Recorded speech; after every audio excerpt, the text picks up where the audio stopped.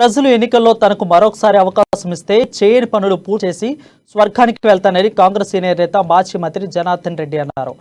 నల్గొండ జిల్లా నిడమనూరు మండలం తుమ్మడం గ్రామంలో జానారెడ్డి హట్సే హట్ జోడయాత్రలో పాల్గొన్నారు. నియోజకవర్గ ప్రజలు తన 7 సార్లు గెలిపించారని జానారెడ్డి తెలిపారు. తాను 3 సార్లు ఓడినా అది ప్రజల వల్ల కాదని అన్నారు. ప్రభుత్వం పోలీస్ ఫోర్స్తో డబ్బుతో గెలిచిందని తెలిపారు. కానీ ప్రజల హృదయంతో తాను ఉన్నానని జానారెడ్డి చెప్పారు.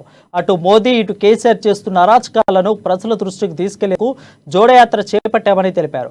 తాను మంత్రిగా ఉన్న సమయంలో నాగార్జున సాగర్ ప్రాజెక్టు ద్వారా 30,000 ఎకరాలు నీరందించానని చెప్పారు. 2014 నాటికి సాగర్ నియోజకవర్గం మొత్తం బీటీ రోడ్లు వేయించిన ఘనత తనదేనని తెలిపారు. 250 గ్రామాలకు కరెంటు ఘనత తన సొంతమని అని చెప్పారు.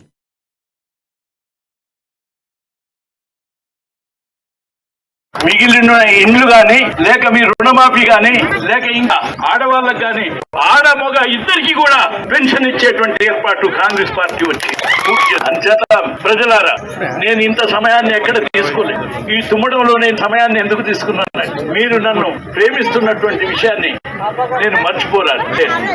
ఒకవేళ మళ్ళీ ప్రభుత్వానికి వచ్చిన వెంటనే తిరిగి మీకు పెన్షన్లు, రుణమాఫీ, ఆ తర్వాత గిట్టుబాటు ధర, అన్ని అభివృద్ధిని సాధించి తుమ్మడంని ముందు వరుసలో అగ్రభాగాన నిలబెడతానని చెప్పి మీకు హామీ. అందులో ముఖ్యంగా దానికి కారణం ఉన్నది. తుమ్మడం గ్రామం నాకు ఇచ్చినటువంటి చాలా గొప్పది, అది మర్చిపోను. అందుకని నాకు అధికారం మళ్ళొక్కసారి చేతిలోకి వస్తే మా వయసు ఉండగానే, అంటే మేము 10 ఏళ్ళ